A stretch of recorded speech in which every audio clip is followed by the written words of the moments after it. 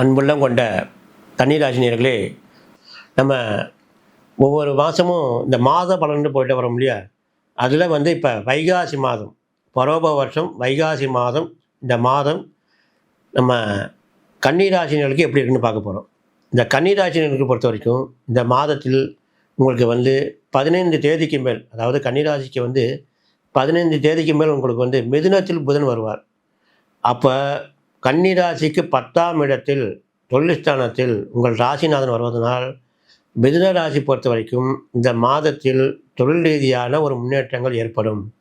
ஏன்னா உங்களுக்கு ராசிநாதன் புதன், அந்த புதன் வைகாசி 15க்கு மேலே உங்களுக்கு மிதுனத்தில் சஞ்சாரம் செய்வார் தொழில் ஸ்தானத்தில். அப்போது தொழில் ரீதியாக இந்த மாதத்தில் ஒரு புதிய முன்னேற்றங்கள் ஏற்படும் மாதமாக நம்ம கன்னிராசினருக்கு அமையும். பொதுவாகவே இப்போ நம்ம கன்னிராசியை பொறுத்த வரைக்கும் எப்படின்னா, இப்போ 7 சனி ஆகிடுச்சு இல்லையா? இந்த 7 சனி மாறி உங்களுக்கு 7ஆம் இடத்துல சனி சஞ்சாரம் பண்ணிட்டே இருக்கார். இப்போ 7ஆம் இடத்துல சனி சஞ்சாரம் பண்ணாலும் உங்களுக்கு எப்படி இருந்தாலும் உங்களுக்கு பொருளாதார ரீதியாக குடும்பத்தில் சில பிரச்சனைகள், பொருளாதார பிரச்சனைகள் இதெல்லாம் நீங்கள் உங்களுக்கு ஓடிட்டே தான் இருக்கும். 7ல் சனி சஞ்சாரம் பண்ணோன்னா கண்டிப்பாக இந்த மாதிரி சில பிரச்சனைகள்லாம் வரதான் செய்யும். அதே மாதிரி உங்களுக்கு 10ஆம் இடத்துல குரு சஞ்சாரம் பண்ணிட்டே இருக்கார். 10ஆம் இடத்துல குரு இருந்தால் ரொம்ப பிரச்சனைகள் தான் ஏற்பட்டு இருக்கும். பொதுவாக 10ல் குரு இருக்கக்கூடாதும்பாங்க. அந்த 10ல் குரு இருந்தாலும் அதுவும் ஒரு பெரிய பிரச்சனை ஓடிட்டு தான் இருக்கும் நம்ம கன்னிராசினியர்கள் பொறுத்த வரைக்கும். இப்போ குரு பேச்சு ஆகிடுவார். குரு பேச்சு ஆகி உங்களுக்கு கரெக்டாக 11ஆம் இடத்தில் லாபஸ்தானத்தில் குரு உச்சம் பெறுவார். தொழில் ஸ்தானத்தில் 10ஆம் இடத்துல உங்கள் ராசிநாதன் புதன் சஞ்சாரம் பண்ணுவார்.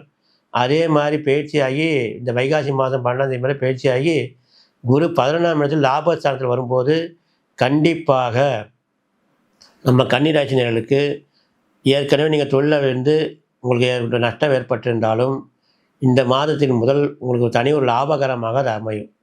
தொழில் ரீதியாக புதிய முன்னேற்றங்கள் ஏற்படும். புதிய லாபகரமான தொழில்கள் நீங்கள் செய்கிறத முயற்சிகள் எடுக்கலாம்.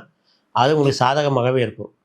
இந்த கன்னிராசி பொறுத்த வரைக்கும் இப்போ இன்னும் 2 வருஷ காலத்தில் இந்த சனி சஞ்சாரம் பண்ணிட்டே இருப்பார்.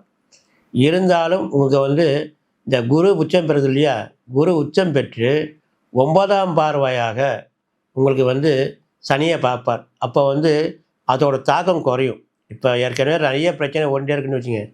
சனி 7ல் வந்ததுலேருந்து 7ல் பிரச்சனை வந்துச்சுன்னா உங்களுக்கு தொழில் ரீதியாக கொஞ்சம் மந்த நிலை, குடும்பத்தில் பிரச்சனைகள் இதெல்லாம் வந்துகிட்டே இருக்குன்னா, இந்த குரு உச்சம் பெற்று உங்களுக்கு 11 பாக்கியஸ்தானத்தில் நேரடியாக 9ஆம் பார்வையாக சனி பார்க்கும்போது இந்த சனியுடைய தாக்கம் கண்டிப்பாக உங்களுக்கு குறையும். தொழில் ரீதியான ஒரு நல்ல முன்னேற்றங்கள் கன்னிராசினியர்களுக்கு அமையும்.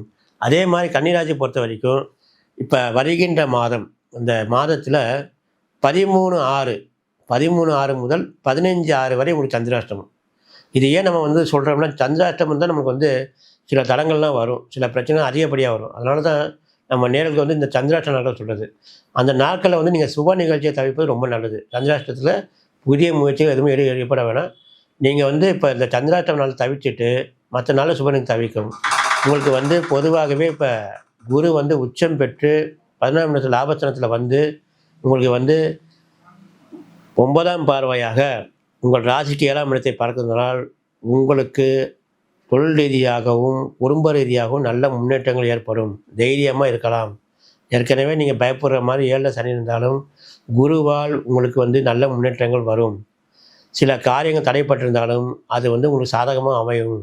நீங்கள் இப்போதைக்கு இந்த சனியால் எந்த பாதிப்பும் தீங்கும் இப்போ ஒரு வருட காலம் உங்களுக்கு வராது. காரணம், உச்சம் பெற்ற குரு பார்ப்பதனால உங்களுக்கு அது சாதகமாகவே இருக்கும். மீண்டும் உங்களை சந்திக்கிறோம். நன்றி, வணக்கம்.